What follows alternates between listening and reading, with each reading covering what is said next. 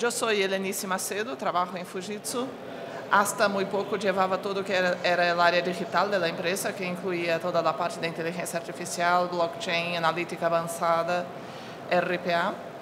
Y ahora llevo la parte de offering de grandes soluciones de Fujitsu. Así que vamos a hablar un poco de la calidad del dato y cómo el dato es extremadamente importante para que los proyectos digitales tengan éxito. ¿Y Jesús?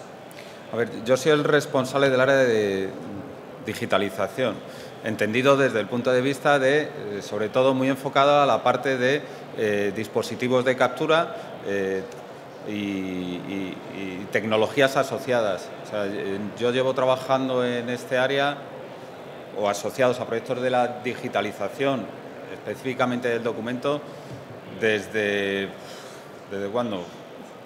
15, 20 años quizás, 20 años. Y soy parte de este proceso de transformación en el que todas las empresas se han visto involucradas, de la eliminación del papel. Hemos hablado mucho de la oficina cero papel, ese gran mito que todavía yo creo que solamente una startup que ha nacido ayer es capaz de conseguir. Y bueno, en el concreto vamos a hablar de un poco las tendencias que existen en el sector público, las problemáticas que esto genera, estas nuevas tendencias y el rol que puede jugar este tipo de tecnologías en este entorno, ¿no? Vamos a intentar ser rápidos y dar tiempo un poco pues, para preguntas. Y me gustaría comenzar con este benchmark. Es un estudio muy interesante. Todos los que trabajáis para el sector público os lo recomiendo que lo descarguéis. Lo elabora la Comisión Europea, está accesible a todo el mundo y te va indicando el grado de digitalización que existe a nivel de país, dentro de la Unión Europea. La buena noticia, España está bastante bien situada. Para que entendáis un poco el esquema, en la escala de abajo está lo preparado que está el Gobierno en términos de digitalización, es decir, ventanilla electrónica, accesibilidad de todos los servicios públicos vía online. Y en la escala de la izquierda está lo preparada que está la gente. Fijaros, siempre se ha hablado de Estonia como un país, dice, este está súper digitalizado. Estonia, lo veis ahí, es la doble E que está arriba a la derecha, ¿vale? Países con los que siempre hemos dicho que son muy buenos, los alemanes y tal, están muy por debajo de nosotros, fijaros, incluso los ingleses, que siguen, este año todavía aparecen en el report, ¿vale? Están, pues sí, los ciudadanos están muy capacitados para trabajar, sin embargo, el Estado no está tan bien preparado. Las preocupaciones en España, igualmente asociadas a estos. Esa es la forma como lo vemos de acuerdo con el trabajo que hacemos con las instituciones, con vosotros. Vemos que, primero, la administración española en general está muy preocupada en dar mejor servicio al ciudadano en general, de mejorar la relación con el ciudadano. Y eso pasa por automatizar las funciones, por digitalizar, por dar un mejor servicio, de forma que el ciudadano tenga una vida más práctica. La segunda parte está la regulación que nos dirige cómo hacerlo mejor, cómo proteger a los datos, al ciudadano y a las informaciones, pero también limita lo que hacemos. La regulación muchas veces va por detrás de la tecnología, va por detrás de los avances de las empresas. Y también hay una gran preocupación con el empleado público. Las grandes limitaciones que tiene el Estado para contratar, para invertir, acaba generando una situación en que hay que dar mejor servicio al empleado público, hay que utilizar mejor su tiempo y hay que mejorar la forma como se relacionan las empresas con el empleado público. Después dejaremos la presentación disponible, ahí hay algunos comentarios de la gran prensa sobre eso. Claro, entonces todo esto nos va a generar un nuevo entorno. En este nuevo entorno, para dar servicio a todo esto que hemos hablado, va a tener tres bloques principales. Un tema de omnicanalidad, que es decir, cualquier ciudadano puede hacer de todo por cualquiera de los canales, ya sea online, ya sea presencial. El tema de la eficiencia y eficacia, porque todos queremos que todas las organizaciones quieren hacer menos con la gente que tienen. Esta eficacia solo la puedes conseguir con un poquito de automatización por aquí, un poquito de asistencia, mejor acceso a la información es decir, con robotización e inteligencia artificial, y luego la interoperabilidad, que eso ya es... se han puesto muchas acciones, el tema de la ENI, todo ese tipo de normativas que permitan que lo que yo desde el Ayuntamiento de Segovia pueda hacer algo en el Ayuntamiento de Hospitalet, ¿vale? Todavía estamos un pelín así, pero sí están puestas las tecnologías. Sobre esos 3 pilares tenemos este nuevo entorno, con lo cual, estos 3 pilares van a generar una serie de problemáticas. Por ejemplo, una es todas las iniciativas que quiera hacer yo para dar eficiencia de inteligencia artificial y robotización necesitan asegurar la calidad del dato, es decir, que los datos con los que trabajo sean fiables. Por otro lado, la omnicanalidad que necesitamos nos va a generar que nos empiece a llegar información de múltiples fuentes que yo no controlo. Es decir, suba usted el DNI, ¿vale? Mamá, mándame el DNI, pásatelo por WhatsApp. Espérate, ¿cómo hago? ¿Le hago la foto? Te puede llegar cualquier imagen, la suben y luego la Administración tiene que tratar con un documento que ellos no han generado, sino que le ha venido subido. Hablo del DNI, pero imaginaros la cantidad de documentos que yo podría subir y a lo que se tiene acceso a través de estas plataformas. Y luego, por última parte, está el tema del cloud.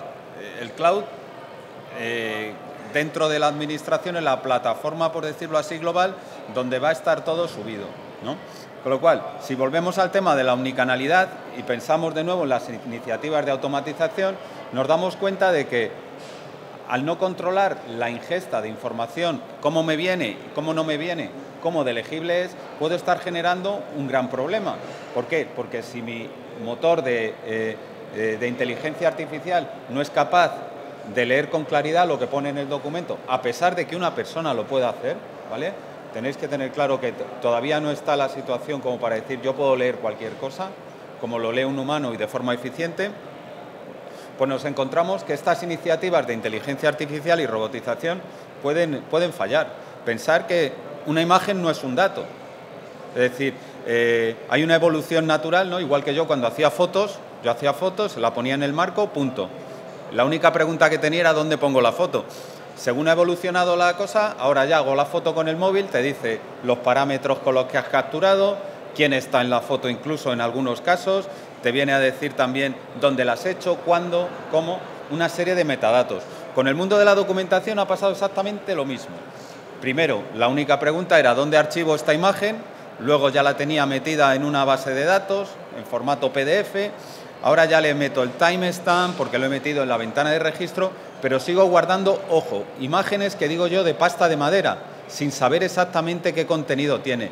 Y si yo no soy capaz de acceder al contenido que tiene, según los informes, y aquí que lo podéis ver, en la esquina de la superior derecha, según estáis vosotros, el 50% de los CIOs confiesan que el 80% de la información está en formato no estructurada.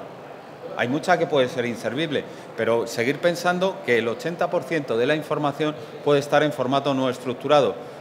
Yo creo que ninguna compañía se puede permitir el lujo de obviar toda esa información cuando el dato es la nueva moneda del siglo XXI, ¿no? Con lo cual, en este entorno es donde Fujitsu presenta su propuesta. ¿Y cuál es? Pues simplemente es lo que se denomina el Intelligent Data Capture Stack. Simplemente, o de forma compleja, es un conjunto de componentes tecnológicos, es decir, todas las tecnologías, muchas dentro del grupo Fujitsu y algunas aportados por tercero, que nos van a garantizar la calidad del dato a esas iniciativas y procesos de inteligencia artificial. Dentro de esto, pues existen diferentes componentes, desde el hardware nuestro, el hardware de digitalización nuestro, pero también implica que aplicaciones móviles. Yo tengo que tener una serie de desarrollos que me permitan capturar de forma eficiente desde el móvil, no que te cojan y te suman. El objetivo es controlar la ingesta. Si yo controlo la ingesta, puedo controlar qué calidad de documentación y puedo controlar también la calidad de los resultados, tanto de los robots como de los algoritmos. El proceso de digitalización, en muchos de los casos, pasa de ser digitalización, indexación, verificación y release con a estar todo mezclado.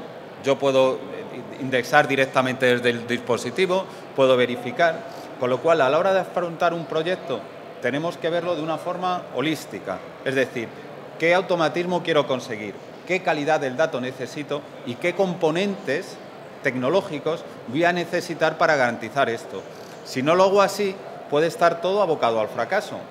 Muchas organizaciones pueden estar dedicándose, venga, a meter documentos con la fotocopiadora o cualquier persona, y de repente, cuando voy a acceder a esos documentos, me doy cuenta de que la inversión es, ¡pumba!, a la basura, porque no puedo automatizar. Es más, no voy a ser capaz de asumir el coste que podría suponer redigitalizar todo esto.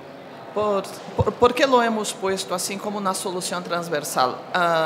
Hemos vivido, Fujitsu trabaja con eso, especialmente con la parte de analítica avanzada, inteligência artificial e de identificação de entidades dentro de los documentos não estruturados há mais de 5 anos, com alguns projetos bastante interessantes.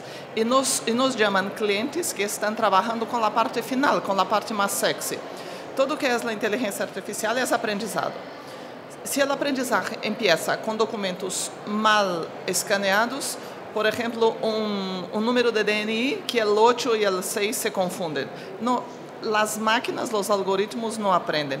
Tenemos buenos algoritmos, nuestros grandes competidores también tienen buenos algoritmos, pero nos olvidamos de que esa comida que mantenemos, que entramos a los algoritmos, tiene que ser de muy buena calidad. ¿Qué hacemos? Escaneamos los documentos, digitalizamos los documentos o corremos los documentos que ya son nativos digitales. Si son nativos digitales, están bien. Si no lo son, aplicamos outro tipo de algoritmos para melhorar muito a qualidade do dado e que já entre a los data lakes de uma forma melhor trabalhada. Somos capazes hoje de reconhecer entidades e de treinar nossos algoritmos para que reconhecimentos que antes eram feitos por empregados bastante expertos em sistemas, lo hagan as máquinas. Podemos trabalhar para decidir o melhor tipo de cloud onde podemos guardar os dados. Se a regulação nos impide ir a uma cloud pública, a uma cloud privada, on-premise, como seja. Aplicamos os algoritmos, pero aqui hoje o que tratamos é de hay que tratar a qualidade do dado, porque o número de projetos que fracassam por haver trabalhado muito a parte final e não haver cuidado da parte inicial é muito grande. De hecho, el stack, ¿no? El Intelligent Data Capture Stack, no deja de tener un componente vertical. Es decir, en el fondo, si yo quiero reconocer, por poneros un ejemplo, un informe médico que me han pasado del Quirón y de un hospital privado y yo lo quiero meter en otro sitio, normalmente no me lo dan en PDF. Me dan una imagen, la chuto y el médico de allí, pues bueno, intenta ver qué son síntomas, qué síntomas tuvo, qué medicación le dio. Ser capaz de entender de ese informe qué es un síntoma, qué es una medicación, es algo que se tiene que entrenar de forma vertical, también os digo. Con lo cual, el stack tiene que estar verticalizado y ahí están desarrollándose diferentes componentes para cada uno de ellos. ¿De acuerdo? Obviamente, asociado a esto, la metodología de implementación tiene que ser un pelín distinta, de decir, oye, me compro esto y con esto ya funciono. Com tantos projetos que hemos hecho, que hemos implementado, hemos aprendido que hay que trabajar mucho al comienzo, hay que definir muy bien lo que es que queremos, los datos que tenemos, si son estruturados o no estruturados, de los no estruturados, que son un 80%, cuáles vamos a trabajar, cómo hacer la ingesta de los datos y dividir el problema en trozos para que gestionemos el riesgo, vayamos creciendo pasito a pasito. El modelo de implementación no lo hemos inventado, es un modelo de implementación de sentido común que está en las mejores prácticas de las buenas empresas. Estudiamos el proceso, definimos los quick wins, como también hay que gestionar el cambio humano, porque aquí si no se gestiona bien puede haber resistencias, que la gente no quiera cambiar. Passamos a hacer el piloto, testeamos el piloto e quando está todo garantizado vamos à produção. E assim outra vez, para evitar grandes projetos que tardam anos e ao final há uma nova tecnologia, já não chegamos a tempo. es muy importante de lo que decía Elenice del tema de la gestión del cambio. Muchas de las iniciativas van a la basura directamente pues, porque no se ha preguntado a los usuarios. Es decir, en muchos de los casos, y me he encontrado muchas iniciativas de digitalización, se han ido al traste, pues le dicen, no, mira, sí, y ahora vas a coger y además de hacer lo que hacías antes, o sea, sigue habiendo muchos sitios donde dice, mira, además de hacerla con pulsa manual, vas a tener que ir a la fotocopiadora y en la fotocopiadora vas... Es decir, y esto de hacer más con menos recursos, eso no lo aguanta cualquiera de una forma sostenida.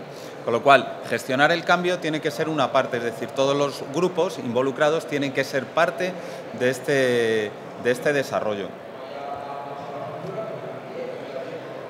Ese es un estudio que se ha hecho en Estados Unidos, pero se aplica casi al 100% a las empresas y instituciones europeas, que en una empresa grande hay normalmente alrededor de 2.000 actividades que pueden ser automatizadas. Y automatizarlas no significa que la gente deje de trabajar para la empresa, significa que la gente tendrá una vida mejor, y dentro del trabajo me refiero, y también podrá dedicarse a los proyectos de innovación o de mejora que están en los cajones, que ahora pueden trabajar con ellos. Y la propia automatización, que es un punto muy importante que no hemos hablado, por ejemplo, la RPA, cuando entras por robots los datos, la calidad mejora muchísimo. La propia automatización ayuda a preparar las empresas para el futuro.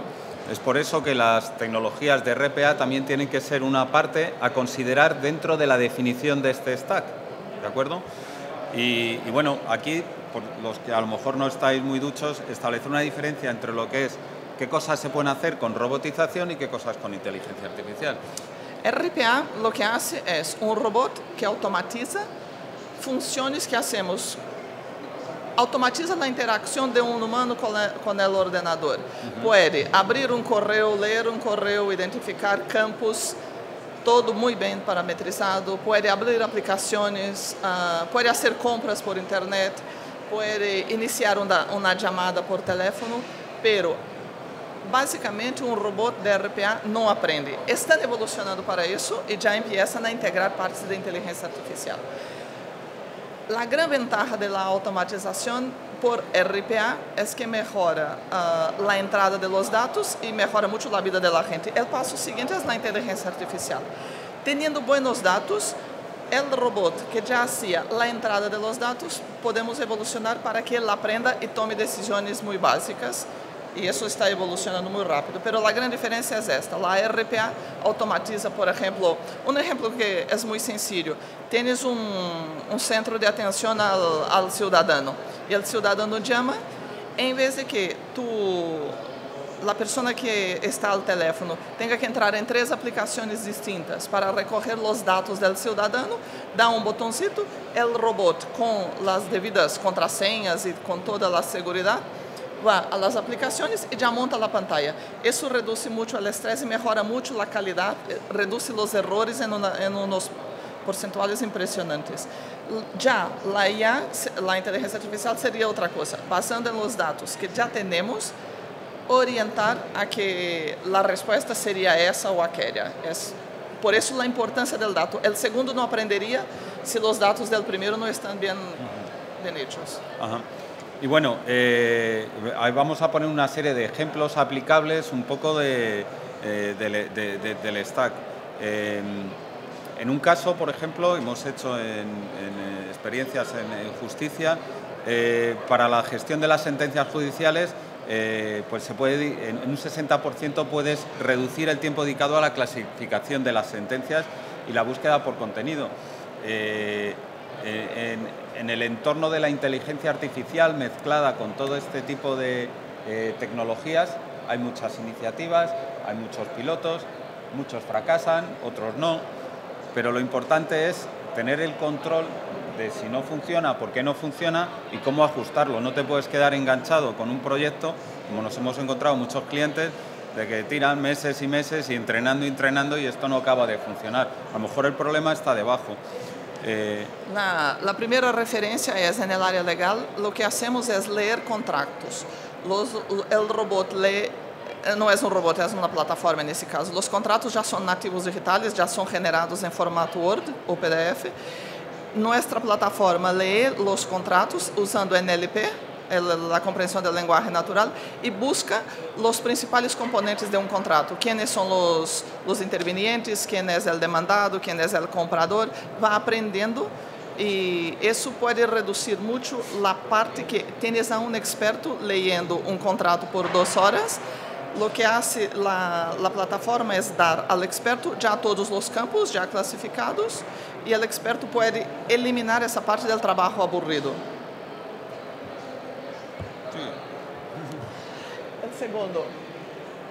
El segundo es muy parecido, también lee documentos y lo importante aquí son 2 cosas. Primero, que el dato tiene que estar bien entrado. Si el dato entra mal, la plataforma va a aprender mal.